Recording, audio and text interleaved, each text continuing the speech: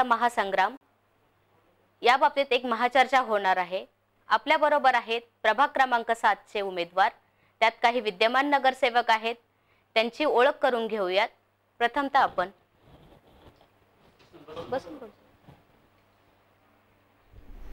मी संजय खंडेराव गायकवाड, विद्यमान नगरसेवक त्याच रेल्वे प्रभागाचा आहे आणि आता प्रभाग क्रमांक 7 रेल्वे विभाग गट ब सर्वसाधारण या जागेतून निवडणूक लढवत आहे।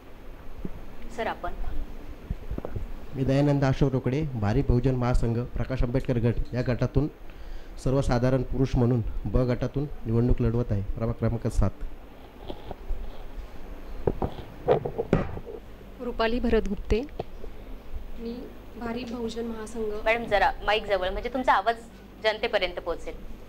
मी रुपाली भरत गुप्ते, मी भारी बहुजन महासंघ या पक्षाकडनं प्रभाग क्रमांक 7 अ मधनं रेल्वे विभागात उभी आहे। मॅडम आपण नमस्कार, मी सीमा मंगेश खरारे, रेल्वे विभागातून प्रभाग क्रमांक 7 अ अगवाळी चाळ येथून उमेदवारी करीत आहे। तसेच आपल्याकडे काही पत्रकार देखील आलेले आहेत आणि काही जनता देखील आपल्या समोर आहे, त्यांचीही ओळख आपण करून घेऊयात। प्रथमतः आपण मी मंगेश अमरसिंग खरारे फ्रॉम अगवाळी चाळ। नमस्कार, मी अमृता टावरे मावळ वार्ता। ॲडव्होकेट संजय पाटील, संपादक साप्ताहिक मावळ नागरिक। मी योगेश अमरसिंग खरारे फ्रॉम अगवाळी चाळ। नेहा अमरसिंग खरारे फ्रॉम अगवाळी। नमस्कार, माझं नाव भरत गुप्ते, मी इन्फ्रास्ट्रक्चर प्लॅनिंग इंजिनियर म्हणून काम करतो आहे सध्या। नमस्कार, मी संजय रामचंद्र कांबळे, प्रभाग क्रमांक 7 मधून। आता आपण आपल्या लोणावळ्या बाबतीत एक चर्चा करणार आहोत की लोणावळ्यामध्ये आतापर्यंत काही कामे झालेली आहेत, काही नाही झालेली आहेत। आपल्याकडे विद्यमान नगरसेवक देखील आहे, कारण त्यांनी भरपूर कामे केलेली आहेत। त्यांच्याकडून जाणून घेऊयात की त्यांनी काय काय कामे केलेली आहेत। तर प्रभाग क्रमांक 7 मध्ये अशा बऱ्याच समस्या आहे, कारण आम्ही काल थोडंसं बघितलं तर तिथे बऱ्याच समस्या म्हणजे असे रस्त्याची कामं अजिबात झालेली नाहीये, प्लस असे रस्त्याच्या बाजूला जे कठडे आहेत ते पूर्णपणे मोडलेले आहेत। आता या अगोदर तुम्ही तिथं काही कामं केलेली आहेत का, हा प्रश्न सर्वांसाठी आहे। या जर केलेली नाहीत तर इथून पुढे तुम्ही त्याचा काय प्लॅन आहे का तुमच्याकडे? मुळातच रेल्वे जो प्रभाग आहे आणि रेल्वेचा जो विभाग जो रेल्वेच्या ताब्यात आहे त्यामध्ये लोणावळा नगरपालिकेचा काही हस्तक्षेप नसतो। केवळ आपले स्थानिक नागरिक आहेत, मतदार आहेत, त्या दृष्टीने जे काय शक्य करता येईल ते आमच्या नगरपालिकेकडनं केलं जातं। उदाहरणार्थ पाणी पुरवठा जो काय रेल्वेला आम्ही करतो आणि मग रेल्वे त्याचं पाणी पुरवठ्याचं नियोजन करतं, तर अशा प्रकारचे देवाणघेवाणीचं ते स्वरूप आहे।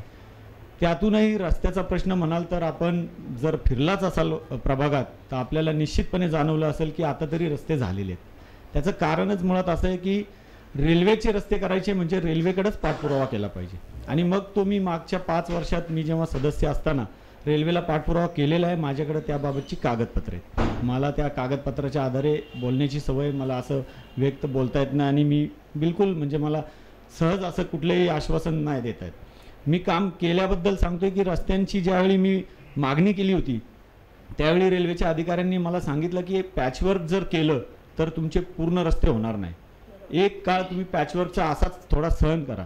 त्यावेळी मी रेल्वेतल्या काही प्रमुख लोकांची चर्चा केली की बोललो आपण थोडा त्रास सहन करू पण पूर्ण रस्ते होतील।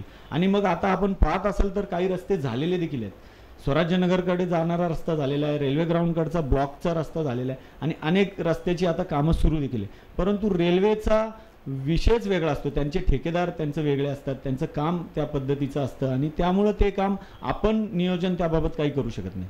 रेल्वे विभागात म्हणजे हे तुम्ही असं म्हणताय की आपण नियोजन त्या बाबतीत काही करू शकत नाही। जर आपण आपल्या नगरपालिकेकडून आपण जर ते काम करू शकत नाही तर तुम्ही रेल्वेकडून ते करून घ्याल का? मग रेल्वेकडूनच मी हे करून घेतलेलं सांगतोय की नगरपालिका करू शकत नाही, कारण रेल्वेचा तो इंटरनल एरिया आहे, त्याला त्यांनी मार्किंग दिलेली आहे, तिथपर्यंतच आपण आपल्या हद्द आहे, त्या हद्दीमुळे त्यांना त्याच्या हद्दीच्या आत तेच काम करू शकतात आणि त्यांचे टेंडर्स वेगळे असतात, त्यांचे ठेकेदार वेगळे असतात, त्यामुळे त्यांची कामं तेच करतात। उदाहरणार्थ आता दुसरा एक विषय मी तुम्हाला सांगतो रेल्वेच्याच बाबतीतला, उड्डाणपुलाचा, जसा भांगरवाडी नांगरगाव उड्डाणपूल मार्गी लागलेला नाही. सर, हा प्रश्न तुमच्या पुढे नंतर थोड्या वेळाने येणार एक उदाहरण देतो मी रेल्वे उड्डाणपुलाचं. तुमच्या प्रश्नाचं, माझ्या ज्या प्रश्नाचं उत्तर हवं होतं ते मिळालं. आपण त्यांना त्या प्रश्नाचं उत्तर मागूया प्लीज सर. मला असं त्या रस्त्याच्या बद्दल असं म्हणजे मी आता स्थानिक आहे, 3 पिढ्या झाली तिथं वावरतोय. अनेक नगरसेवक येतात जातात. आमच्या स्थानिकांचे प्रश्न वेगळेच आहे. रस्ते हे एक सर्वसाधारण कॉमन प्रश्न आहे. तो रेल्वेचा आहे, दादांनी सांगितलं बरोबर आहे, त्याच्याशी मी सहमत आहे. पण प्रॉब्लेम असा आहे की त्या रस्त्याचा रस्ते होतात आहे, रस्ते थांबत नाही, रस्ते होतात आहे, त्याच्याबद्दल वाद नाही. पण रस्त्याची जी क्वालिटी आहे ना ती भयंकर आहे. आता जूनमध्ये रस्ता झाला भाऊ, आपल्या समोरचा जूनचा रस्ता झाला, त्यानंतर परत त्या रस्त्याचं झालं. म्हणजे एन मोमेंटवरती जेव्हा इलेक्शन येतं त्या इलेक्शनच्या टायमाला ते सगळं चालू होतं कामकाज स्पीडमध्ये. म्हणजे चूनला रस्ता आला, पाऊस पडला, रस्ता गेला भाऊ, परत रस्ता तो. म्हणजे एकच याच्यावरती डबल वारंवार खर्च का? म्हणजे काय कॉन्ट्रॅक्ट वाल्यांना कॉन्ट्रॅक्ट देतच राहायचं का पैसा उधळपट्टी करतच राहायचं ह्याच्यावर थोडक्यात. म्हणजे याचा अर्थ तुम्हाला असं वाटतं की पैशावर उधळपट्टी होती, म्हणजे त्यांनी ते मला असं म्हणायचं नाहीये पैशावरती उधळपट्टी होती, ती जनताला ठरवण की काय होतंय काय नाही ते दिसतंय. कारण की तिथनं वावरतात, आमचा 4000-5000 वाटे सगळे वावरतात, त्या रस्त्यावर सगळे चालतात, मांगरोडचे सगळे येतात ते बघतात, आमच्या गाड्या खड्ड्यात जातात, आम्ही हे डग बघतो, सगळं होतं. आणि ते म्हणजे एकच कामावरती डबल खर्च का असं मला म्हणायचं. बाकी काय नाही, बाकी शासनाचा खर्च त्याच गोष्टीवरती का? म्हणजे तुमचं असं मत आहे की रस्ते जर करायला घेतले तर ते पक्के करा. पक्के करा तुम्ही. म्हणजे एखादा रस्ता जर घेतला दादा त्याच्यामध्ये म्हणजे दादांचं पूर्ण सहयोग आहे. दादा म्हणजे आमच्या इथं दादांचं नाव चांगलं आहे खूप, म्हणजे त्यांची खूप मेहनत आहे. पण एवढंच म्हणायचं की ते ज्यावेळेस त्याची क्वालिटी ज्या रस्त्याची ठरवती, पण त्याच्यावरती कोण लक्ष देणार की हा रस्ता जो बांधलाय तो योग्य आहे, पण तो पालिकेच्या हद्दीत नाहीये, पण रेल्वेच्याच हद्दीत आहे. रेल्वेच त्याचं सगळं नियोजन करते. पण याच्यामध्ये आमचा रोल काय?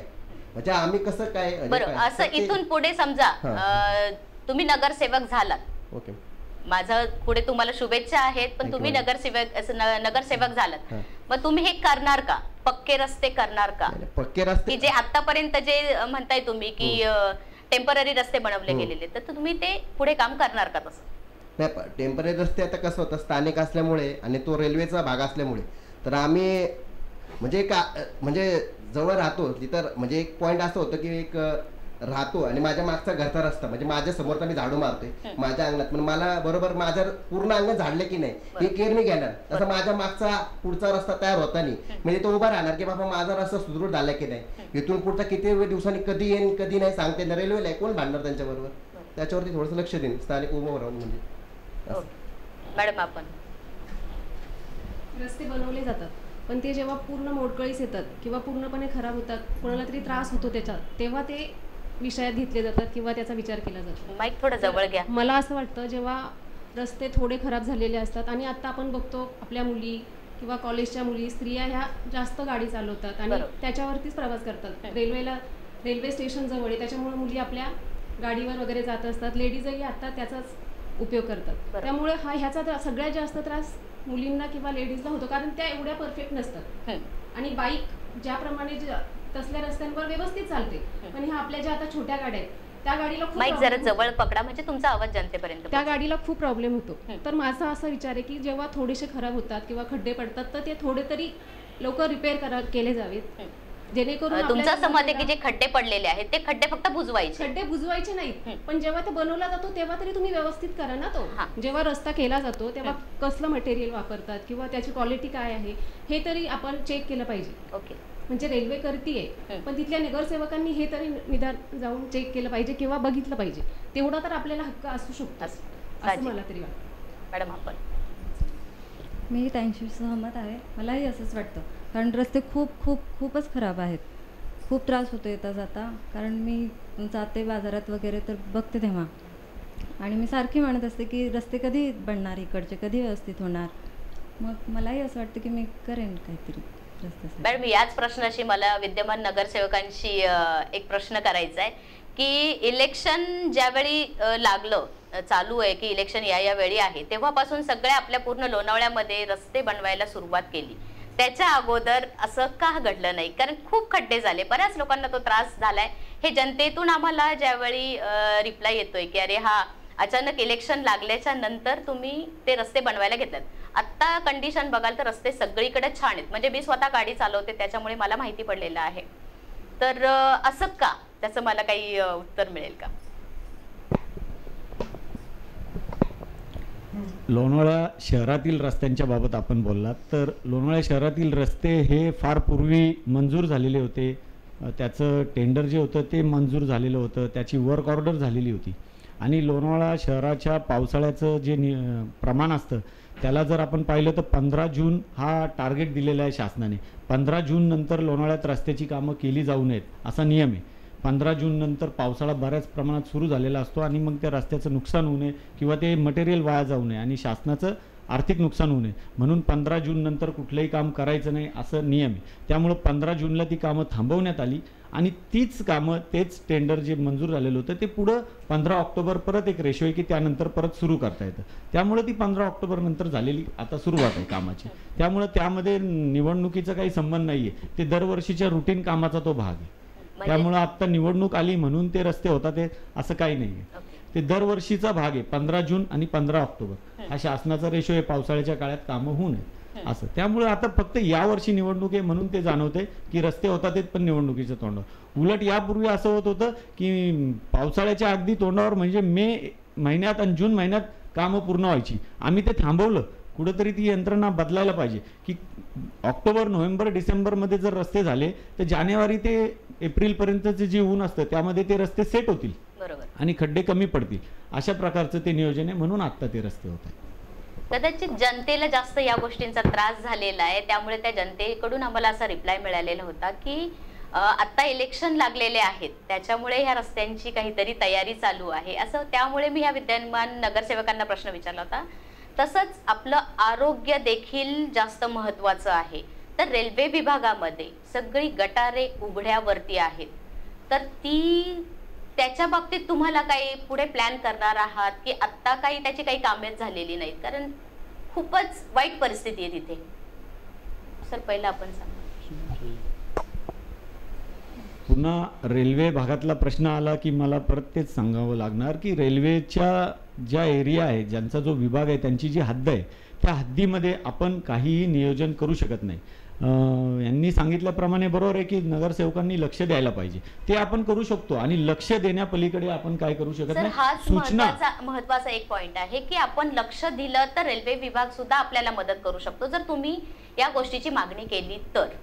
अगदी बरोबर आहे. मला हेच सांगायचं की लोणावळा शहराची जर भौगोलिक रचना आपण पाहिली ना तर मुळातच विषय असा आहे की लोणावळा शहरामध्ये एक तर लोणावळा शहर महसूल विभागाच्या अंतर्गत येणारी नगरपालिका हद्द, त्यानंतर रेल्वेची फार मोठी हद्द, त्यानंतर डिफेन्सची INS शिवाजी आणि एअरफोर्सच्या माध्यमातली हद्द, त्यानंतर टाटाची फार मोठ्या प्रमाणातली हद्द आणि वन विभागाची फार मोठ्या प्रमाणातली. अगदी मध्यवस्थित असलेलं रायवूड पाहिलं तरी आपण ते लक्षात येईल की तिथेही नगरपालिकेला इंटरफेअर करता येत नाही. तर हे जे काही सगळे शासकीय भाग आहेत लोणावळा शहरातले, ह्या सगळ्यांना एकत्र घेऊन जोपर्यंत विकास आराखडा केला जात नाही तोपर्यंत हे प्रश्न सुटणार नाही. मुळातच ते आपल्याला मुळावर घाव घातला पाहिजे की विकास आराखडा बनवताना या सर्व संस्थांना, या सर्व शासकीय असो निमशासकीय असो टाटासारखी, यांना एकत्र आणलं पाहिजे. यांच्या माध्यमातून विकास आराखडा केला पाहिजे तर तो थ्रू आउट होईल, लोणावळा शहराचा मायक्रो प्लॅन होईल. नाहीतर मग रेल्वेचं काम करते, टाटाचं करते, वन विभाग त्यांचं करते आणि नगरपालिका आपल्या हद्दी बाहेर काय करू शकत नाही. पण हद्दी तर सगळ्या जोडलेल्या आहेत. त्यामुळे या सगळ्यांना कुठेतरी एकत्र आणलं पाहिजे आणि याचा प्रयत्न देखील मी मागच्या काउन्सिलमध्ये केलेला आहे. परंतु त्याला थोड्या प्रमाणात यश येते. आता आणखीन पुढे जाऊन ते खरं तर माझ्या मर्यादेत मी केलं, कारण मी नगरसेवक होतो, मी काही उपाध्यक्ष किंवा अध्यक्ष नव्हतो. परंतु माझ्या मर्यादेत मला हे सुचलं म्हणून मी सांगितलं होतं आणि तशा प्रकारची एक बैठक झालेली देखील आहे. यापुढील काळात त्याच प्रमाणात जेव्हा विकास आराखड्याचा वेळ येईल तेव्हा मी ती मागणी करणार आहे की सगळ्यांना एकत्र करा. तुम्ही नगरसेवक होता म्हणून तुम्ही ते कामं हे केली, तुम्ही अध्यक्ष उपाध्यक्ष नसा, म्हणजे तुमचं असं मत आहे का हे या गोष्टी अध्यक्ष आणि उपाध्यक्षांनी निग्लेक्ट केलेल्या आहेत? निश्चितपणे त्यांना अधिकार जास्त असतात, त्यामुळे त्यांनी यामध्ये इनिशिएटिव्ह घ्यायला पाहिजे. कारण की त्यांचं काम आहे की या सर्वांना बोलवणं, त्यांचा अधिकार आहे, ते बोलवू शकतात, मी बोलवू शकत नाही. मी फक्त सूचना करू शकतो, मी पत्र देऊ शकतो. परंतु ती मीटिंग जी अजेंडा किंवा अरेंजमेंट ती अध्यक्ष ज्या ताकदीने करू शकतो ती नगरसेवक करू शकत नाही. सर आपण त्याचं उत्तर द्यायचंय. आरोग्याच्या अगोदर तुमचा की अचानक काम सगळं ओके झालं, रस्ता वगैरे ठीक आहे. त्याचं उत्तर दिलं तरी हरकत नाही. मला असं म्हणायचं त्याच्यावरती जो तुमचा 3 ते 4 वर्षाचा काळ असतो त्या तुमचा तो 2Gचा स्पीड असतो, अचानक 4Gचा कसा झाला, तो एक मेन प्रश्न आहे. तुम्ही ते सोशल मीडियाच्या द्वारे बोलताय. नाही हा सोशल मीडिया म्हणजे तेच मला म्हणायचंय, म्हणजे तुमचा स्पीड असा डायरेक्ट जिओ सारखा वाढला कसा, म्हणजे 2Gचा स्पीड 3-4 वर्ष तुमचा चालला होता, तर अचानक तो 4G मध्ये कसा कन्वर्ट झाला, म्हणजे कसं ते त्याचं जरा थोडंसं एक्सपिरियन्स सरांनी केलं तर बरं होईल मला. सर ते तुम्हाला प्रश्न येतो. मला असं म्हणायचंय की जो तुमचा 3-4 वर्षाचा कालखंड आहे, तुम्ही म्हणताय ते प्रोसेस मध्ये होतं, नंतर इलेक्शनच्या वेळेस ते दिसायला लागलं चित्र, सगळीकडे कलर विलर मारायला सुरुवात, डिजिटल अचानक म्हणजे ज्यावेळी इलेक्शन तारीख समजली या महिन्यामध्ये इलेक्शन होणार आहे, तेव्हापासून कामाला स्पीड यायला लागला. अरे म्हणजे जितकं म्हणजे जनता ओरडून थकली, अरे आमच्या रस्त्याच्या समोरच्या रस्त्यावरून खड्डे बुजवा, ते सुद्धा बुजवले गेले नाही. इव्हन स्पीड ब्रेकरला पांढरे पट्टे देखील मारले नव्हते, तर त्यामुळे बरेचसे ऍक्सिडेंट आपल्या इथे झालेले आहेत. बरेचसे कित्येक लोकांनी प्राण गमावलेले आहेत. मला वाटतं सकाळी 7 वाजता पहाटे सिंहगडला जाणाऱ्या एका मुलीचा ऍक्सिडेंट झाला, ती जागीच ठार झाली. का तर रस्त्याला खड्डे होते, सगळी वाळू बाहेर निघाली होती, त्या वाळूवरून ती मुलगी तिची गाडी स्केट झाली आणि ती एक्सपायर झाली. तर त्या बाबतीत आपलं ते त्यांनी थेट तुम्हाला प्रश्न केलेला आहे की मग तो स्पीड अचानक कसा घेतला गेला. बघा मी परत सांगतो की स्पीड हा अचानक नाहीये, जे रुटीन काम आहे तेच आहे, दरवर्षीप्रमाणेच आहे. फक्त एवढंच आहे की ते मोठ्या प्रमाणात तुम्हाला एका वेळी दिसलं आणि त्याचं जाणीव यासाठी झाली की निवडणूक आलेली. ज्या पद्धतीने तुम्ही ते प्रश्न करताय की 2Gचा 4G स्पीड झालाय, ती तुम्हाला दिसलं कधी, निवडणूक आली म्हणून. याच वर्षी निवडणूक नसती तर हा विषय आला नसता. उलट म्हणले असते की काम अजून पण नीट नाही चाललेलं. म्हणजे जनता ही बरोबर आहे, मी जनतेत होतो त्यावेळी माझेही आक्षेप असायचे, माझेही आरोप असायचे, परंतु आरोप करत असताना आपण काय त्या ठिकाणी जेव्हा आपण जातो आतमध्ये तेव्हा कळतं की तिथं किती अडचणी, टेक्निकल किती त्रासदायक काम आहे. आम्हाला एक काम करायचं असेल तर 1 वर्ष लागते. म्हणजे ही सिस्टीम पण आम्हाला बदलायची, ही यंत्रणा पण आम्हाला बदलायची, पण या यंत्रणेच्या बदलासाठी पण फार मोठी शक्ती लागणार आहे. MRTP ऍक्ट, नुसता महाराष्ट्र म्युनिसिपल ऍक्ट हा 1965च्या ऍक्टचं आम्ही आत्ता काम करतोय. 50 वर्ष होऊन गेली, आम्हाला ऍक्ट बदलायची वेळ आलेली. त्यामुळे कुठंतरी हे सगळे भाग त्यात आहेत. स्पीड वाढला वगैरे काय नाही, ठेकेदाराला वाटलं आता पाऊस संपलेला आहे आणि आपल्याकडे मटेरियल रेडी आहे, आपलं करून घ्या पटापट, त्यामुळे त्यांनी केलेलं असेल. त्यामुळे ते स्पीड त्यांच्या कामाचा वाढलाय, तो नगरपालिकेने किंवा कुणी वाढवलेला नाहीये. त्यांना जी वर्क ऑर्डर त्यांच्या हातात आहे त्याप्रमाणे त्यांनी काम केलेलं आहे. सर आपण त्या आरोग्याच्या बाबतीत मी प्रश्न केला होता, त्याचे उत्तर आपल्या तिघांनाही द्यायचंय. आरोग्याचं म्हणाल तर भाऊनी जे सांगितलं त्याची सहमत आहे मी की आरोग्याचा हा प्रश्न रेल्वेचाच आहे, कारण की त्याच्यामध्ये नगरपालिका काही हस्तक्षेप करू नाही शकत. पण एक नगरपालिका एक नगरसेवक या नात्याने फक्त ते जे म्हणजे मला हेच म्हणायचंय सर की तुम्ही नगरसेवक झालात, इथून पुढे नगरसेवक झालात तर तुम्ही त्या गोष्टीकडे लक्ष देणार का? आणि जर लक्ष दिलं आणि तिथून पुढे तुम्ही त्यानुसार रेल्वेकडून तो प्लॅन करून त्यांच्याकडून ती कामं करून घेणार का? मॅडम प्लॅन तर असं म्हणायचं की जे दादांनी सांगितलं तर की प्लॅन तो अवघडच आहे. रेल्वेशी कॉपरेट करणं, रेल्वेशी कम्युनिकेशन करणं, त्याला फार काळ निघून जातो. ती तर मोठी प्रोसेस आहे. ते नगरसेवकाला म्हणजे एक सत्य म्हणजे सांगायचं म्हणजे ते पॉसिबलच्या पलीकडची गोष्ट आहे. पण प्रयत्न दादाही करतात, ते आम्ही जो येईल तो नवीन तोही करणार आहे. सगळ्यांना आपल्या जनतेवरती प्रेम आहे. कोणी काही नगरसेवक बनतं तर कोण जनतेचे हाल करायला नाही राहत, की दादांनी पण 100% प्रयत्न केला आहे, आम्हीही करू. फक्त प्रॉब्लेम असा आहे की ज्यावेळेस तिथं जे आमच्या इथं समोरनं गटारं वाहतात त्या गटारामध्ये जर रेल्वेला बाजूला करून वैयक्तिकरित्या आपण काय करू शकतो का? कितनी किंवा समजा आता ज्या मुवमेंटवरती आपण जे चाललोय, आता प्रचाराचं वातावरण वगैरे, तर आपण सहजपणे 20-25 पोरं मागं फिरवतो. म्हणजे मला म्हणायचं की सहज फिरवतो. पण त्याच मुवमेंटमध्ये जर आपण जर या काळामध्ये जर आपल्या पुढे 15 ते 10 मुलं घेऊन स्वयंसेवा म्हणजे एक स्वयंसेवा म्हणून आपण राबवलं की तिथनं काहीतरी केअरिंग करणं किंवा तिकडनं झाडू हे करणं किंवा तिथले माझ्या समोर एक अशी लाईन जाते, तिकडनं मच्छरांचा खूप त्रास होतो, तर तेवढ्या एरियामध्ये काय करता येईल का? किंवा आमच्या पाठीमागं जो एक ब्रिज आहे त्या ब्रिजच्या मधनं एक गटार आहे, त्या गटारीचा ब्रिज कधी तुटलाय ह्याची कल्पना तर सगळ्यांना 3-4 वर्ष आले तो डाव हे झालं, पण त्याच्याकडेही लक्ष नाही. त्याच्यामधनं गटर राहते तिथं पूर्ण मेहतर समाजाचे आमचे बांधव सगळे राहत होते. त्यांनी हळूहळू तिथे रूमही रिकामे करून टाकले आणि सगळे स्टेबल दुसरीकडे झाले. म्हणजे असा तो प्रॉब्लेम आहे. त्याच्या पुढे आमच्या इथं सार्वजनिक बाथरूम आहे, त्याचा पण एक इश्यू आहे मोठा. म्हणजे आरोग्याच्या बाबतीत तसं भरपूर इश्यू आहे. तुम्ही या गोष्टीची प्रयत्न कराल हे नक्की? नाही, मी वैयक्तिकरित्या तर प्रयत्न करतोय. आम्ही स्थानिक जे आहे, आम्ही जे मुलं आहे, आमचा जो छोटी कम्युनिटी आहे त्याच्यावरती आम्ही काम करतोय. आमच्यासाठी असं नाहीच आहे की आम्ही नगरसेवक झाल्यानंतर ते काम करू. आम्ही नगरसेवकपर्यंत वाट बघतही नाही. आम्ही नगरसेवकाची वाट बघतच नाही. मी नगरसेवकाची कधी वाट बघितली नाही आणि माझ्याकडे सगळे प्रूफ आहे त्या गोष्टीचे. आम्ही काय काम करतो मंगेश भाऊ स्वतः समोर आहे, ते माझ्या समोर राहतात, त्यांना माहिती आहे आम्ही आमच्या वैयक्तिक किती राबवतो, आमची किती मुलं आमची व्यवस्थितरित्या किती काम करतात. आमचं वृक्षारोपण, आमचं आरोग्याचा विषय म्हणून सांगतो की म्हणजे मला मोठा पण सांगायचं नाही की मंगेश भाऊंच्या लहान भाऊ योगेश खरारे स्वतः बसले, त्यांनी आरोग्य शिबिर स्वतः वैयक्तिक खर्चाने राबवले. परत त्यानंतर आम्ही म्हणजे बॉडी चेकअप असे छोटे मोठे आम्ही करत असतो की असं म्हणजे वाट बघत नाही की दादा येतील आम्हाला मदत करतील मग आम्ही, पण आमची माणसे आमच्या माणसासाठी आम्हाला काय करता येईल हे आमचं छोटं वर्क चालूच असतं. मग तेच दादाने जर आमच्या थ्रू म्हणजे केलं तर असं म्हणायचं की चला, म्हणजे तुम्हाला असं म्हणायचं की तुम्ही एकमेकांना सहाय्य करून या एकी करून तुम्ही म्हटले की बाबा आपण रेल्वेचा लय मोठा प्रश्न आहे त्याला. तुमच्या प्रश्नाचं उत्तर मिळालं मॅडम, आपण त्या प्रश्नाचं उत्तर द्यायचंय. मॅडम, गटारीचा हा प्रश्न ना खूपच मोठा आहे. म्हणजे मीही रेल्वे क्वार्टरमध्ये राहिलेली आहे. मागचं जे आम्हाला वाडा दिलेला आहे त्याच्यामध्ये नळाची बाथरूमची सगळी सोय केलेली आहे, पण जे भांड्या धुण्याचं आमचं पाणी जायचं त्याचा जो निचरा होतो त्याच्यासाठी जी गटारं आहेत ती उघडी आहेत. माईक थोडं जवळ घेऊन. त्याच्यासाठी जी गटारं केलेली आहेत ती पूर्णपणे उघडी आहेत. त्याच्यामुळे ते पाणी वाहत राहतं. थोडासा कुठेतरी कचरा अडकला की ती तुंबतात, त्याच्यावर मच्छर येतात आणि त्या इतका भयंकर त्रास होतो की अक्षरशः मुलांना चावून त्रास होतो. म्हणजे ताप वगैरे सतत येत राहतो मुलांना. ह्याच्यामुळं काय होतं की सतत म्हणजे आजारी पडणं ह्या खूप म्हणजे त्रास आम्ही काढलेला आहे. पण ह्यासाठी मला वाटतं की जे गटारं जी आहेत ती भूमिगत असावीत, जेणेकरून जे पाणी जातं ते निदान त्याच्यावरती मच्छर होत नाहीत. आणि रेल्वेकडनं केलं जातं, औषधाची फवारणी वगैरे केली जाते, 2 महिन्यातनं केली जाते, पण ते उपयोगाचं नाही ना.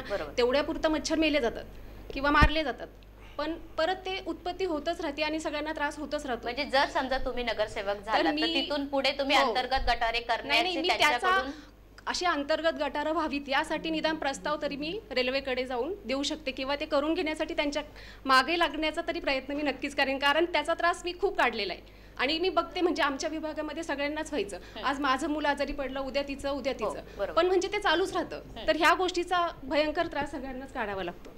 तर ह्यासाठी नक्कीच प्रयत्न करेन. ओपन गटारे आहेत खरंच, आणि मी तिथे राहते, मी बघते की सगळी उघडी गटारे आहेत. अक्षरशः आम्ही तर आमच्या लाईनमधली जी गटारे आम्ही स्वतः स्वच्छ करतो, तर त्याच पद्धतीने दुसऱ्यांनीही करावी, म्हणजे दुसऱ्यांना त्रास होणार नाही याचं लक्ष घ्या. म्हणजे शेजाऱ्यांनी वगैरे लक्ष द्यावे याकडे, हे पण मला म्हणायचं आहे. आणि म्हणजे पूर्ण तर आम्हाला भूमिगत नाही करता जरी आली, म्हणजे थोडं तरी त्याला कव्हर तरी करावं, एवढं तरी प्रयत्न करेन. ठीक आहे, तुम्ही सगळ्यांनी खूपच सुंदर उत्तर दिली आहे, पण एक वेळ झालेली आहे एका छोट्याशा ब्रेकची.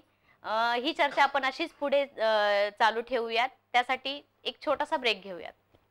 नमस्कार, छोट्याशा ब्रेक नंतर आपण पुन्हा एकदा चर्चेला सुरुवात करणार आहोत. चर्चा फारच रंगतदार होत आहे.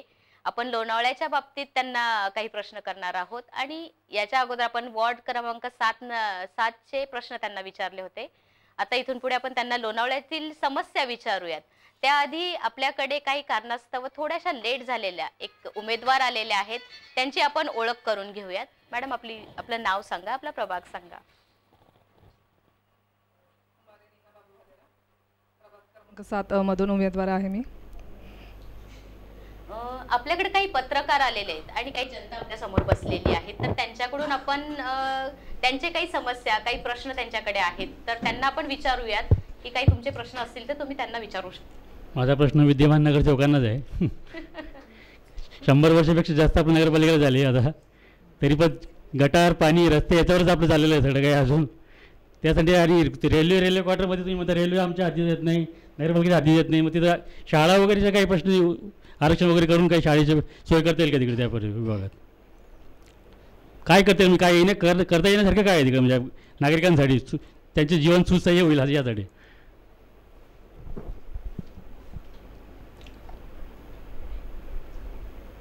नगरपालिकेला 100 वर्ष होऊन गेली, बरोबर आहे, जास्त काळ झालेला आहे आणि आपले प्रश्न जे आहेत ते फार जुने आहेत, ही गोष्ट खरंच आहे. कारण जेव्हा आपण निवडणुकीला सामोरं जातो, प्रत्येक उमेदवाराचा शब्द असतो की मला विकास करायचा आहे, परंतु लोकांना विकास म्हणजे काय हे नक्की माहीत नाही. विकास कशासाठी, कोणासाठी आणि नक्की काय करायचं आहे याची जोपर्यंत व्याख्या आणि दिशा स्पष्ट होत नाही तोपर्यंत हे प्रश्न असेच राहणार आहेत.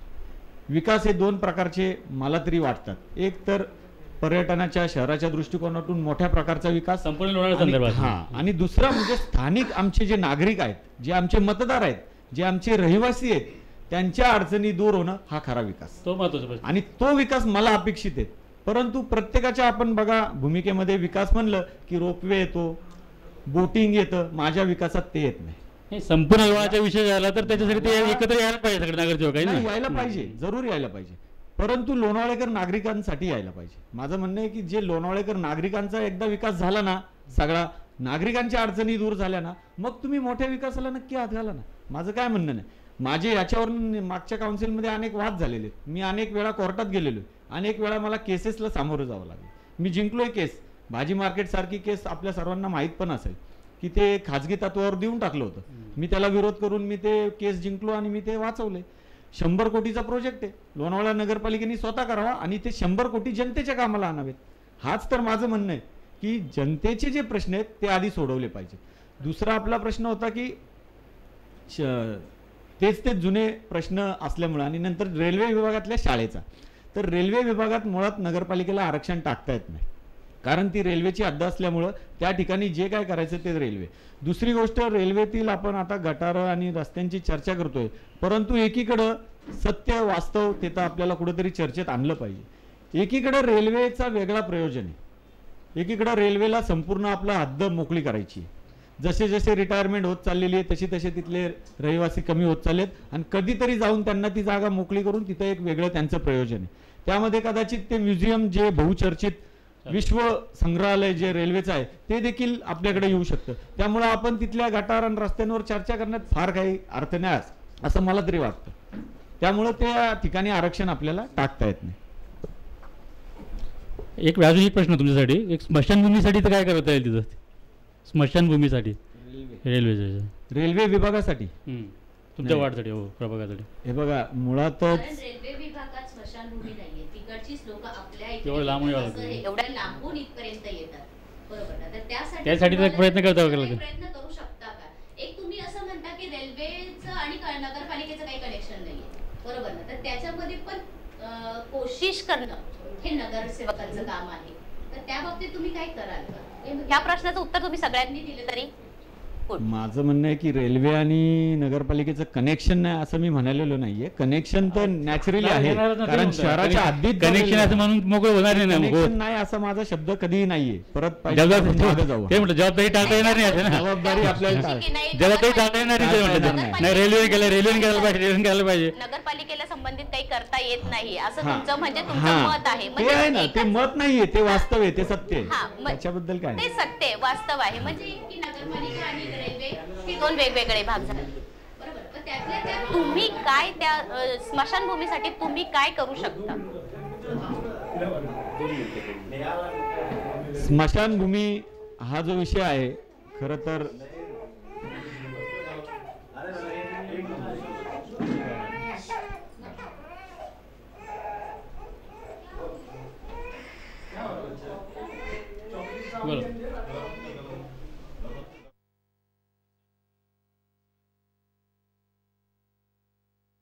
लोणावळा शहराच्या बाबतीत म्हणलं तर लोणावळा शहरात 4 स्मशानभूमी आहेत. कुठल्याही गावात एकच स्मशानभूमी असावी असा शासनाचा एक तर ऐकून घ्या माझं पूर्ण निर्देश आहे. कारण का, स्मशानभूमी वाढणं हे म्हणजे शहराचा विकास नाहीये.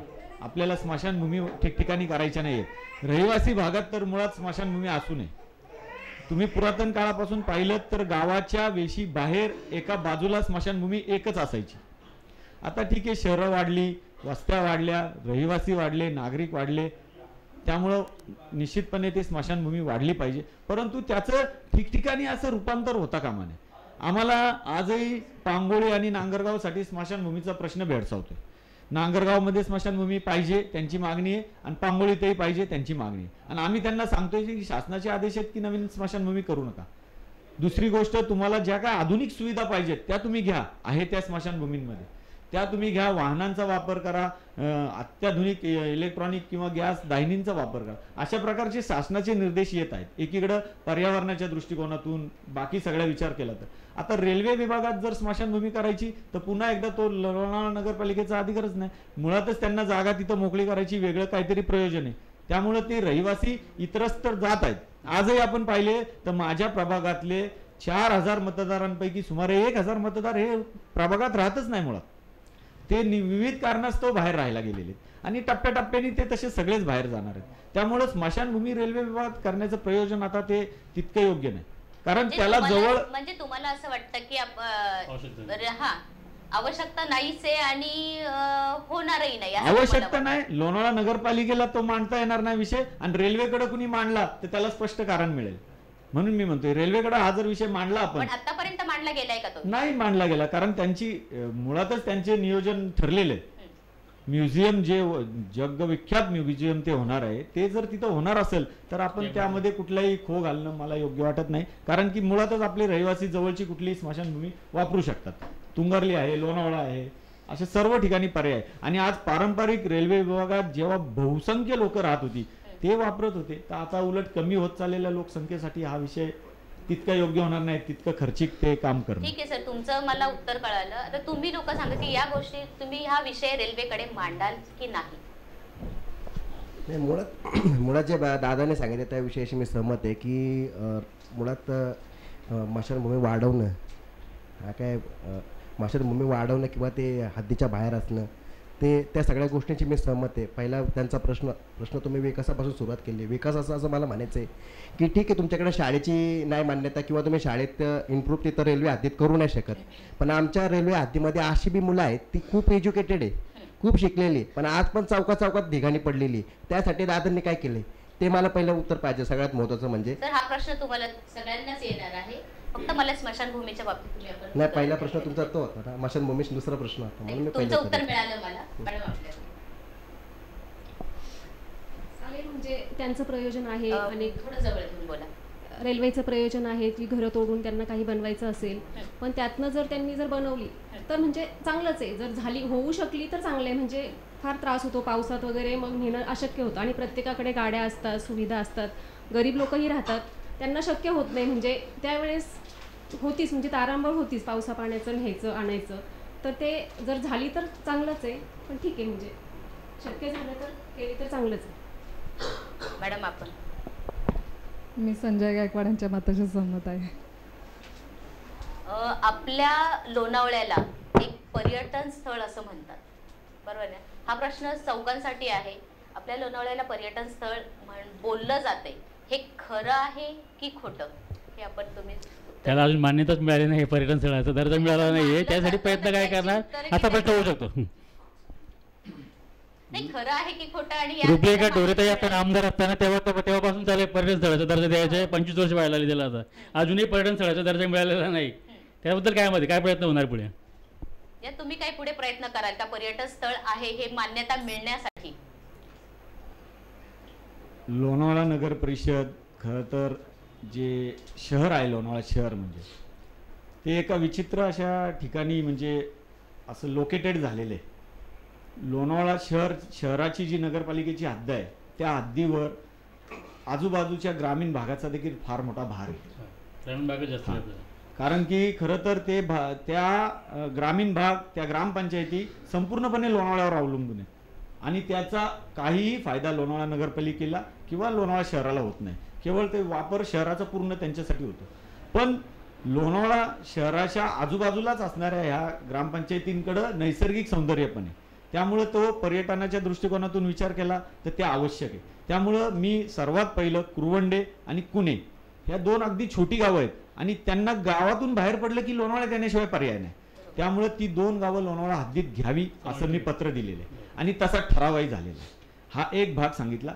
पर्यटनाच्या दर्जाच्या बाबतीत लोणावळा शहर कैचित आहे. एक तर आम्हाला पर्यटन स्थळाच्या दर्जाचा मान्यता नाही. लोणावळा शहर हे पर्यटन स्थळ म्हणून मान्यता नाहीये कायद्याने. परंतु पर्यटन स्थळाला असणारी बंधनं मात्र लोणावळ्यात आहेत. इमारती बनवताना हाईट रेस्ट्रिक्शन आहे, बांधकाम करताना निर्बंध आहेत. मग ह्यात कैचीमध्ये आता आहे, तर ह्यात कुणी आजपर्यंत लक्ष नाही घातलं. मी त्याबाबतही शासनाशी बोललो. मी ज्या ज्या प्रशिक्षण शिबिरात गेलेलो आहे, ज्या ज्या ठिकाणी अधिकाऱ्यांशी बोललो की एक तर आम्हाला पर्यटन स्थळाचा दर्जा द्या, म्हणजे विषय संपला, जास्त बांधकाम होणार नाही. आणि ते नसेल पर्यटन स्थळ तर आम्हाला आधुनिक शहर तरी करू द्या, तिथं टॉवर उभे राहतील चांगले, ते तरी करू द्या. तेही करून देत नाही. पण यासाठी लोणावळा शहराने कुठेतरी एकत्र येणं गरजेचं आहे, कारण की हे तसं सुटणारा प्रश्न नाही.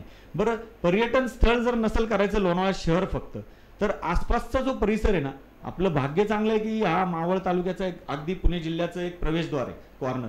या ठिकाणी अनेक किल्ले आहेत, लेण्या आहेत, नदी आहेत, नंतर तुमचे तलाव भरपूर आहेत. ते या सगळ्यांचा मिळून 30 किलोमीटरचा परीघ करता येतो. शासनाचा एक योजना आहे की लोणावळा शहरात, कुठल्याही शहर म्हणजे लोणावळा आहे, कुठल्याही शहराच्या आसपासचा 30 किलोमीटरचा परीघ तो त्यात इन्क्लूड करता येतो. आणि त्याचा एक वेगळा CDP म्हणजे मध्यवर्ती विकास आराखडा, सेंट्रल डेव्हलपिंग प्लॅन करता येतो. आणि तो CDP प्लॅन जर केला तर त्याला एक पर्यटन स्थळाचा दर्जा मिळतो. तर तो तरी किमान केला जावा असाही मी पत्रव्यवहार केलेला आहे. आणि तो कलेक्टरच्या अंडरमध्ये असल्यामुळं मी जिल्हाधिकाऱ्यांकडे त्या संदर्भात सगळी पत्र दिलेली, माननीय पालकमंत्र्यांनाही मी त्या संदर्भात सगळी माहिती दिलेली की निदान आम्हाला 30 किलोमीटर म्हणजे आमचा राजमाची किल्ला असो, आमचं कुरवंड्याचं ड्यूक्स नोज असो, नाही तर बेडसा लेणी, कारले लेणी, अगदी पवना नगरपर्यंतचा जो भाग आहे 30 किलोमीटरचा, त्याचं एक पर्यटन स्थळ झालं तर आमच्या शहरातला यांचा जो मागचा प्रश्न होता मला की आमच्याकडे शिकलेली मुलं आहेत परंतु ती चौकात उभं आहे, ती फक्त रेल्वे विभागात नाही आहे.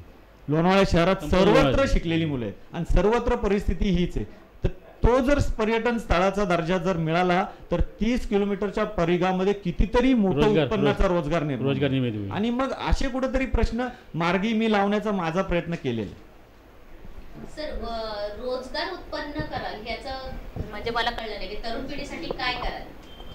आता जर सेंट्रल डेव्हलपमेंट प्लॅन जर सक्सेस झाला, तो जर मान्य केला गेला तर त्याचे नियम असे आहेत की पर्यटनाच्या माध्यमातून त्या ठिकाणी एकत्र कम्युनिकेशन करता येतं, त्याची वेगळी एक कमिटी तयार होती. आणि मग एक उदाहरण देतो तुम्हाला की इतक्या मोठ्या परिघात जर परदेशी पर्यटक आले तर त्यांना फिरवायला, त्यांच्या सोबत जायला किमान एक गाईड तर लागणार, म्हणजे एक गाईडचा रोजगार निर्माण झाला, एक गाडी लागणार, एक वाहनाचा रोजगार निर्माण झाला, एक ते ज्या ठिकाणी जातील त्या ठिकाणी त्यांना चहा पान तर लागणार, तो एक रोजगार निर्माण झाला. अशा प्रकारची ती निर्मिती होईल व्यावसायिक माध्यमातून. रोजगार म्हणजे लोणावळा शहरात उद्योग व्यवसाय येणार नाही, नोकऱ्या नाही, व्यावसायिक दृष्टिकोनातून आपल्याला रोजगार निर्मिती करावी. म्हणजे जे आतापर्यंत जी मुलं शिकलेली आहेत, कोणी इंजिनियर झालेलं आहे, कोणी डॉक्टर झालेलं आहे, तर त्यांनी फक्त हॉटेल्स टाकले पाहिजे, या गाडी चालवली पाहिजे असं काही आहे का? बघा मॅडम, जे डॉक्टर झालेत ना त्यांना मला नाही वाटत का ही वेळ, जर डॉक्टरच झालेले असतील तर. असे बरेच आपल्या लोणावळ्यामध्ये आहे की जेणेकरून इंजिनियर आहे, त्यांना इथला आपला लोणावळा सोडून बाहेर पुण्याला, मुंबईला जॉब साठी जावं लागतं. तर त्यासाठी मला असं वाटतं की ते त्यांनी काय हॉटेल्स टाकायला हवे की. हा, मला तेच सांगायचंय की जर सुशिक्षित, उच्च शिक्षित मुलगा असेल तर त्याला ही गरज नाहीये, तो त्याच्या बरोबर ते हे गरज नाही ह्या गोष्टी समजल्या. सर एक मिनिट, ह्या गरज नाही या गोष्टी समजल्या म्हणजे आपल्या लोणावळ्यामध्ये त्यांच्यासाठी काही रोजगार उत्पन्न करून द्याल की नाही, तुम्ही फक्त तुम्ही करणार की नाही याच गोष्टी मला त्याचं आन्सर. मला एक सांगा, लोणावळा शहराची हद्द आणि लोणावळा शहराचं क्षेत्रफळ, नगरपालिकेच्या ताब्यात असलेली जागा ही जर पाहिली तर आपल्याकडे MIDC येऊ शकते का? तर ती येऊ शकते. ती MIDC जरा चालू केली तरी सुद्धा तिला मग तुम्ही नोकरीची जी निर्मिती आहे ती होता येत नाही. पहिली गोष्ट, शहराचं जे भौगोलिक परिस्थिती असती त्याच नुसार नियोजन करणं आवश्यक आहे. शहराची जर भौगोलिक परिस्थिती पर्यटनाच्या दृष्टिकोनातून योग्य असेल तर तसंच नियोजन व्हायला पाहिजे. हा, जे डॉक्टर होतील, जे वकील होतील, जे इंजिनियर होतील त्यांना त्यांच्याप्रमाणे रोजगार हमी मिळेल, निश्चितपणे मिळतोय. आणि मोठ्या शहरांमध्ये त्या मोठ्या कंपन्या असतात, मोठमोठे सेक्टर्स असतात, मोठमोठ्या त्यांच्या कंपन्यांचे ऑफिसेस असतात, तर त्या ठिकाणी त्यांना ते जॉब मिळतील. लोणावळा शहरात ते असं मत आहे की लोणावळा बदलणारच नाही असं काही आहे का? कसं नाही बदलणार? जर पर्यटनाच्या दृष्टिकोनातून बदललं तरी चालेल. केवळ एखादी कंपनी लोणावळ्यात आली म्हणजे बदललं लोणावळा असं तुमचं म्हणणं आहे का? मग एक कंपनी आली आणि ती सुरू झाली आणि तिथं काही 200 लोकांना रोजगार मिळाला, झालं लोणावळा सुधारलं असं तर नाही. नांगर MIDC चालू करण्यासाठी काय प्रयत्न कराल का आपण असं म्हणतो? नांगरगावची जी आपली आपली जी आहे ती स्मॉल स्केल इंडस्ट्री, तिचा दर्जा आहे तो लघु, मुळातच लघु दर्जा आहे. तो उच्च दर्जा नाहीये. जसा पिंपरी चिंचवड किंवा मिनिमम वेजेस रांजणगाव यामध्ये तो बसत नाही.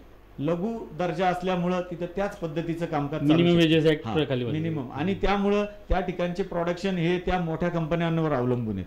मोठ्या कंपन्यांनी त्यांना काहीतरी जॉईंट काम दिलं तरच ते करू शकतात, हे वास्तव आहे. आणि त्यामुळं तिथली जी नोकरीची मर्यादा आहे ती त्या प्रमाणाचाच असणार. ठीक आहे सर, आपल्या प्रश्नाचं माझ्या प्रश्नाचं आपलं उत्तर मिळालं. सर, आपल्याला तोच प्रश्न आहे की आपण रोजगारासाठी, तरुण पिढीला रोजगारासाठी काय करू शकाल? रोजगार तर बोलतोच, पण पर्यटकाचं पहिलं बोललो, पर्यटकाविषयी आपण प्रथम बोललो होतो. तर पर्यटकांचं मला असं म्हणायचं, दादांनी जे सांगितलं ते बरोबर आहे की त्याचं आधुनिकरण व्हायला पाहिजे. त्या आधुनिकरणामध्ये मुलांना रोजगार मिळायला पाहिजे. रोजगार मिळणार, आधुनिकरण होणार, हॉटेलं वाढणार, व्यावसायिक होणार. पण व्यावसायिक होतानी मुलं ती व्यावसायिक आपल्या स्वबळावरती होतील, त्याचा काय यांच्याशी संबंध नाही. समोर सोसायटी झाली उभी, समोर मोठं वॉटरफॉल उभे झाले, सहज त्याच्या बाहेर 4 टपऱ्या लागणार. त्याच्यासाठी बाकीचं कोणाला प्रयत्न करायची गरज नाही. ते सगळ्यांना कळतं की इथं वॉटरफॉल झालं आहे, 4 वडापावच्या टपऱ्या लावा. त्यामुळे आपल्याला काही काम करायची गरज नाही. दुसरा प्रश्न तुमचा काय होता आपलं? आता तुम्ही काय मुलं इंजिनियर, आता मला आधुनिकरणचं तुम्ही जे बोलले, तर आता आपण जे चेंजेस करत चाललोय, पण चेंजेस हे 2025, 30, 35 ची गोष्ट आहे. पण वर्तमानमध्ये जे हाल होतात ते म्हणजे मुळातच मला असं, मी एक सर्वसाधारण नागरिक आहे, नगरसेवक, ती नंतरची गोष्ट आहे. आता मध्येच भुसे डॅमचा जो व्हॉट्सअपचा व्हिडिओ जो व्हायरल झाला होता, तर त्याच्यामध्ये असं होतं की अक्षरशः सगळं गर्दी त्याच्यामध्ये हे, पण ते गर्दी ते सगळे पर्यटकच्या ह्याच्यामध्ये आले. तर पर्यटकांचं ते त्याच्यामध्ये एक सोल्युशन काही नाही आपल्याकडं. आणि सगळ्यात महत्त्वाचं सोल्युशन प्रॉब्लेम असं आहे की जे आसपासची गाव आहे, रामनगर आहे, भुशी आहे, त्याच्या लगतचे जी गाव आहे तिथं अक्षरशः मुलांचे खूप हाल होत आहे. काय प्रॉब्लेम होते की अक्षरशः मुली ज्या बाहेर पडतात ना, त्या अक्षरशः शाळा सोडून देतात. त्यातले माझे भरपूर असे नातेवाईक आहे, त्या मुली शाळा शिकतच नाही, अक्षरशः डोळ्यातनं पाणी येतं. असा भयंकर प्रश्न आहे ना की तिथनं मुलगी शाळेला जर आली ना तर खूप त्रास. मग त्या आधुनिकरण आणि तुम्ही करणार ते नंतरच्या गोष्टी, पण चालू वर्तमानमध्ये त्याच्याविषयी तुमचं काय काम आहे, म्हणजे काय तुम्ही त्याच्यावरती कसं सोल्युशन देणार आहे ते म्हणजे करणमध्ये आम्हाला सांगा. की पहिलं ते शॉर्ट आउट करा, मग आपण नंतर ना काय अमेरिका करायची करून टाकू, म्हणजे असं मला म्हणायचं आहे. बरोबर मॅडम, त्याच प्रश्नाचं उत्तर आपण रोजगारासाठी म्हटलं तर आपण मुलांना म्हणजे कन्सेशन तरी शिक्षणासाठी मुलांना म्हणजे कमी फीसाठी तरी आपण करू शकतो. म्हणजे ज्या आपल्या इथल्या शाळा आहेत त्याच्यामध्ये मुलांना जास्तीत जास्त शिकण्यासाठी प्रोत्साहन देण्यासाठी स्कॉलरशिप, किंवा त्या मुलांना जी खरंच स्कॉलर मुलं असतात त्यांना म्हणजे शिक्षण घ्यायचं असतं, पण पैशाअभावी किंवा अनेक त्यांना अडचणी असतात. तर त्यातल्या त्यात आपण शाळांमधनं जर काही असे प्रस्ताव आपल्या नजरेत आले तर त्यांना म्हणजे नक्कीच तुम्ही थोडा का होईना पुढे प्रयत्न करण्याचा प्रयत्न करेल. थोडा प्रयत्न नको आहे आम्हाला, नाही म्हणजे जेवढं माझ्याच्याने होऊ शकेल तेवढं तरी मी थोड्यातनं पुढे मोठी गोष्ट घडत नसते, तर मी थोडा तरी प्रयत्न करेन. कारण मी छान अपेक्षित उत्तर होतं खरं. मुलगी आहे, त्यामुळे त्या अडचणी काय असतात हे मी कळू शकतो. रोजगार संधीचं तुम्ही म्हणालात त्याचं मी आन्सर देईल. कारण माईक थोडं जवळ घेऊन बोला. युवा पिढीसाठी आता सध्या तुम्ही म्हणताय की इंजिनियर, डॉक्टर, या प्रत्येक क्षेत्रातल्या मी प्रत्येक विद्यार्थ्यांना भेटली आहे. टाटा मोटर्स सारख्या सर्वात मोठी कंपनी आहे, नावाजलेलीच आहे. त्या कंपनीत मी 15 ते 20 विद्यार्थ्यांना आज सुपरवायझर म्हणून मी लावले. आणि सध्या तरी त्याच फील्डमध्ये बघते की रोजगार संधीमध्ये किती मुलं आहेत. आता तरी ॲप्लिकेशन 15 ते 20 जण आले, तर त्या संधीत मी आहे. रोजगार किंवा युवा पिढी म्हणतात की कुठे नोकरी नाही वगैरे. आपल्याला नाही, चिखली. पण आपण असं म्हणतो की आपल्या लोणावळ्यामध्ये रोजगार उपलब्ध झाले पाहिजे असं या बाबतीत लोणावळ्याचं. पण सध्या तरी मी पुण्याचं म्हणजे पुण्या साईडला बघितलं. पुण्या साईडला, मुंबई साईडला जॉब हे मिळतातच. हो, पण सहसा इंजिनिअरिंग वाले घरातच आहेत, त्यांच्यासाठी मी पाहिले. पण लोणावळ्यात जर असं झालं तर मी करेल प्रयत्न. युवा पिढीसाठी तर खास करेलच, कारण मी स्वतः युवा त्यासाठीच उभा राहिली आहे. धन्यवाद. आपण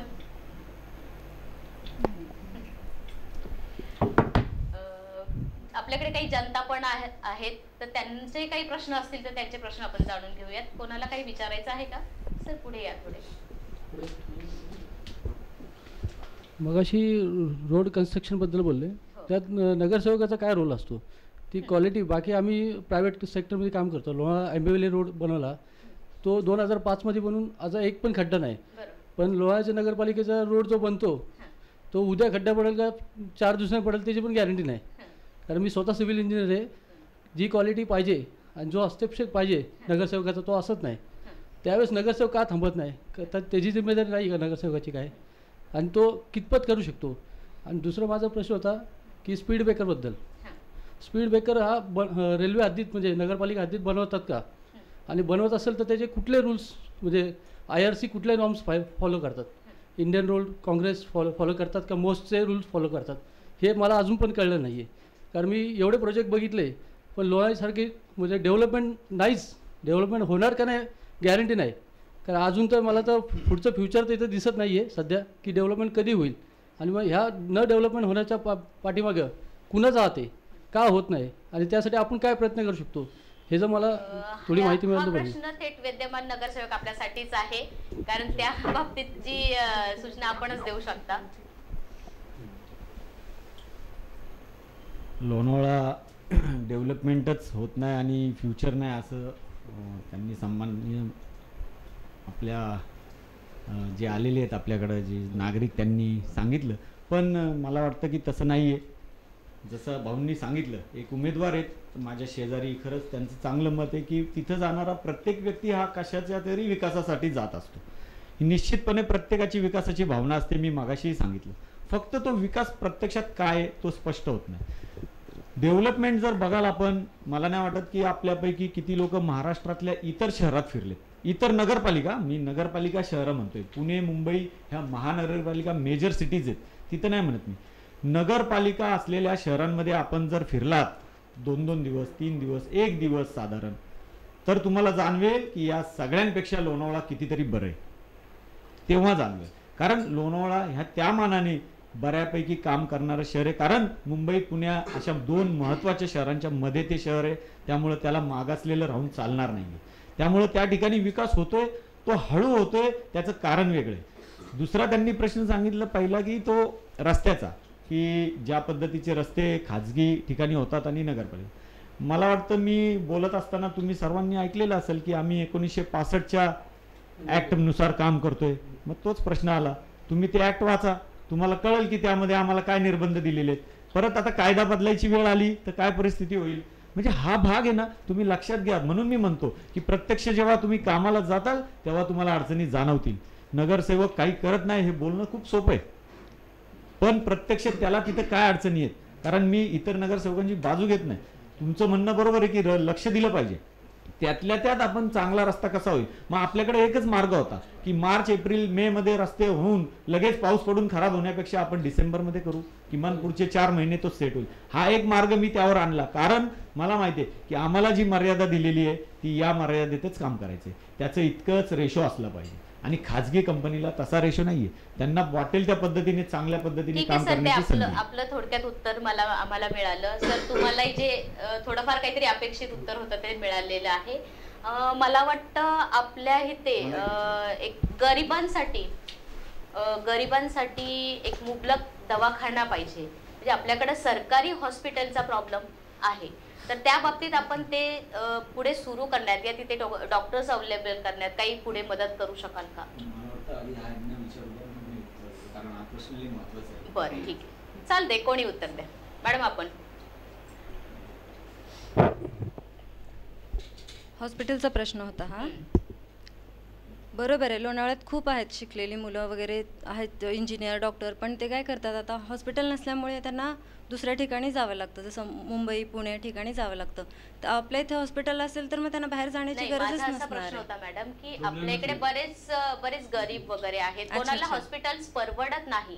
कारण आताचे हॉस्पिटल्स प्रायव्हेट हॉस्पिटल्स करणं कोणालाही परवडण्यासारखं नाहीये. तर ह्याच्यामध्ये कमी खर्चामध्ये मुबलक हॉस्पिटल असं कुठे उपलब्ध करू या आपल्या सरकारी हॉस्पिटलच्या बाबतीत काही सांगू शकाल का. सरकारी हॉस्पिटलमध्ये तेवढ्या प्रमाणात म्हणजे औषधं वगैरे येत नाहीत, म्हणून लोक जातात प्रायव्हेटकडे. मग त्याचप्रमाणे आपण जर सरकारी हॉस्पिटलमध्ये सगळी सेवा सुविधा उपलब्ध करून दिल्या तर मग लोक बाहेर जाणारच नाही ना दुसरीकडे. हो नक्की करेल. मॅडम आपण.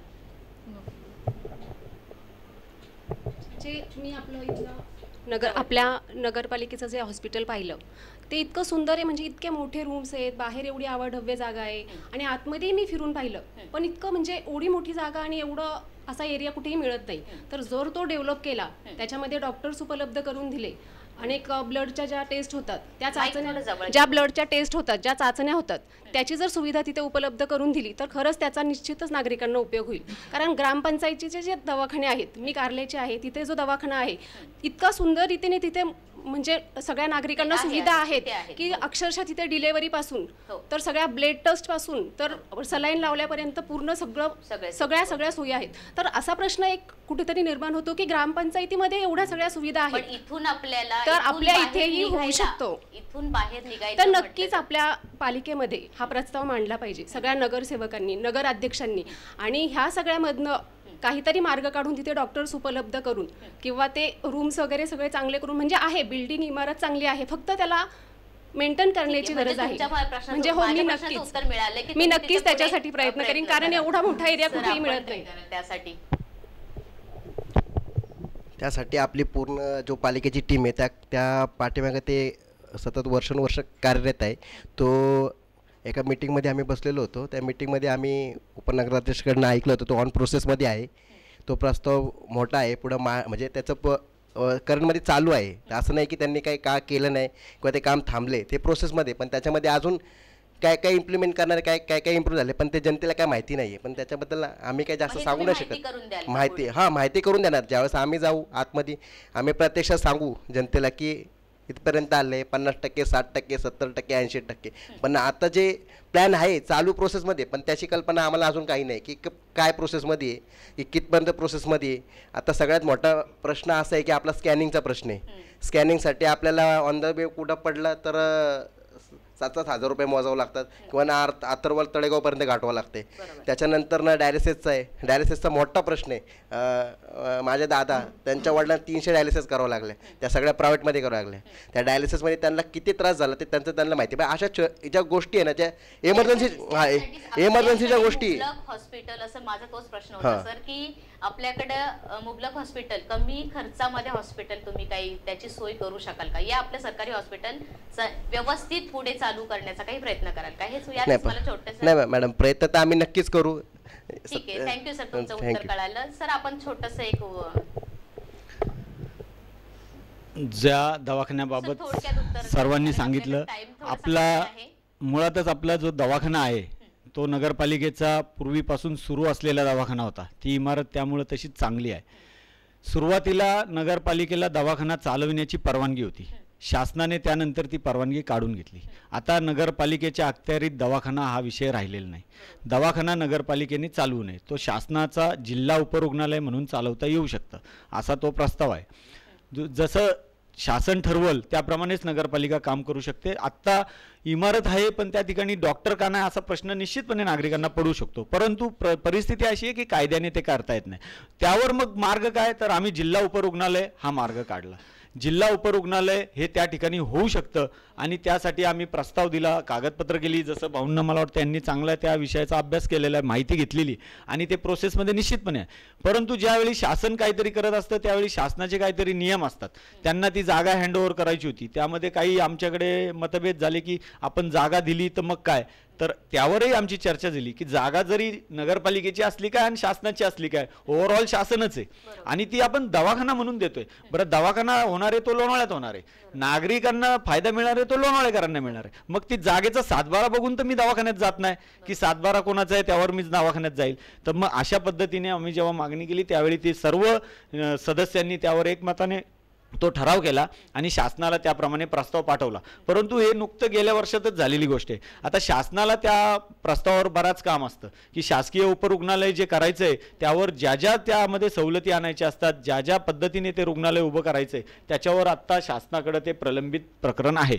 डायलिसिसबाबत त्यांनी सांगितलं तर अनेक खाजगी संस्था, ज्या सार्वजनिक संस्था आहेत, सेवाभावी संस्था आहेत, त्या मशीन द्यायला तयार आहेत. एक आमची स्वतःची लायन्स क्लब सारखी संस्था आहे, त्याच्यामध्ये एक चांगले व्यापारी आहेत, ते म्हणत होते की आम्ही डायलिसिसची मशीन देऊ, तुमचं हे जिल्हा उपरुग्णालय झालं की त्या ठिकाणी आमची मशीन असेल ती ऑपरेटिंग होईल. अशा प्रकारचं जनतेच्या सहभागातून, सेवाभावी संस्थेच्या सहभागातून माझ्या तर शुभेच्छा आहेत. तिथून पुढे तुम्ही नगरसेवक झालात तर यासाठी तुम्ही नक्कीच प्रयत्न निश्चितपणे ते दवाखाना जो प्रोसेसमध्ये तो पूर्ण करण्याचा प्रयत्न करेन. तसेच आपल्याला जनतेकडून एक प्रश्न येतोय.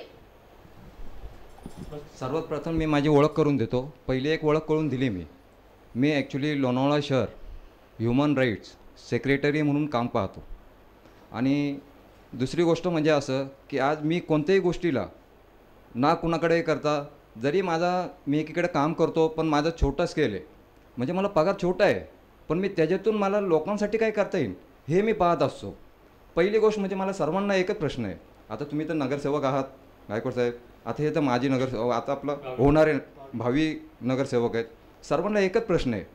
आज आपण होतं पर्यटन स्थळ म्हणून आपण लोणावळ्यात करतो आहे. पहिली गोष्ट म्हणजे पहिली ती ट्रॉफिक हटवा.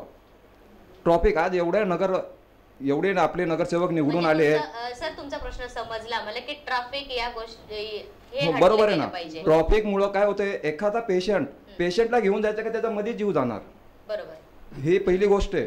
दवाखान्यापर्यंत जाणार आणि जेव्हा दवाखान्यात जाणार तर डॉक्टर काय म्हणणार, नाही ह्यांची परिस्थिती खूप हे झाली, त्यांना पुण्याला घेऊन जा. म्हणजे जो व्यक्ती जगणार आहे. आपला प्रश्न मला समजलेला आहे सर. आपल्यालाही तो प्रश्न थेट हा विद्यमान नगरसेवकांसाठीच हा प्रश्न आहे आणि माझा ट्रॅफिकच्या बाबतीत फक्त तुम्हाला त्याचं हे करायचंय. बरोबर. आणि माझा आता ह्याच्या पुढं पण सगळ्यांना शुभेच्छा आहेत. जे पण कुणी येईल, पहिलं सर्वात गोष्ट म्हणजे आपली जी ट्रॉफिक आहे ती पहिली सुधार. आज आपण जर टोल नाक्याला पाहिलं तर रात्रीच्या टँकर आपलं लोड उभे असतात. आपले छोट्या गाड्या, आपले जे लोकल माणसं असतात त्यांना बिलकुल वाव करता येत नाहीये. पहिली गोष्ट म्हणजे मी त्यासाठी पण भांडलेलो आहे. आणि हे गोष्टी थोडक्यात मी हे केलं. आपला प्रश्न समजला सर. आपण उत्तर द्या त्या गोष्टीमध्ये की ट्रॅफिक हटवण्यासाठी खरंच ही आपल्या लोणावळ्यातील बिकट परिस्थिती आहे की खूप ट्रॅफिक होतं लोणावळ्यामध्ये, तर ती ट्रॅफिक हटवण्यासाठी आपण काय प्रयत्न करू? सार्वजनिक पार्किंगची काही व्यवस्था करता येईल का त्याच्यासाठी, तो विषय. आपल्याकडे पार्किंगसाठी एकच जागा आत्तापर्यंत रिझर्व आहे आणि ती अद्याप आपल्या ताब्यात पूर्ण आलेली नाही. त्यामुळं तिथं पार्किंगचा अजून काही प्रस्ताव झालेला नाही. दुसरी गोष्ट जे ट्रॅफिकबाबत बोलले, खरं तर ती समस्या फार मोठी आहे आणि ती आत्ता शहराला यासाठी भेडसावते आहे की मी शाळेच्या काळापासून या लोणावळा शहरात बघतोय. ज्यावेळी मी शाळेत होतो त्यावेळी लोणावळा शहरातले जे रस्ते होते, जितके रस्ते होते तेवढेच रस्ते आजही आहेत. पण मी त्यावेळी जितकी वाहनं रस्त्यावर बघत होतो त्याच्या 100 पट वाहनं आज रस्त्यावर आहेत. त्यामुळे ट्रॅफिकचा प्रश्न वाढला. ज्यावेळी एकीकडे वाहनं वाढत असतात मग रस्तेही वाढले पाहिजेत. पण रस्ते वाढवण्यासाठी नागरिकांनी स्वतःही सहभाग दिला पाहिजे. काय होतंय, आपल्याकडे इन्फ्रास्ट्रक्चरला अडचणी येतात, त्या नागरिकांच्याही थोड्याशा. कसं होतं रस्ता, बस त्याचं उत्तर मिळालं मला की आपल्याकडे वेळ थोडा कमी आहे, त्यासाठी थोडंसं प्रश्नाचं हे थांबवावं लागलं आपल्याला. आज कार्यक्रम आजचा खूप सुंदर झाला. प्रभाग क्रमांक 7 मधील लोकांनी खूप छान प्रतिसाद दिला आणि खूप सुंदर उत्तरं दिली आहेत. सर नाही, आपल्याकडे वेळ संपलेली आहे त्याच्यामुळे आपण नाही उत्तर घेऊ शकत. तर खूप सुंदर असे छान उत्तरं दिलेली आहेत. एक खेळीमेळीच्या वातावरणात हा कार्यक्रम पार पडला. असाच कार्यक्रम उद्याही याच ठिकाणी रात्री 8 वाजता होणार आहेत. तर सगळ्यांनी उपस्थित राहावे. धन्यवाद.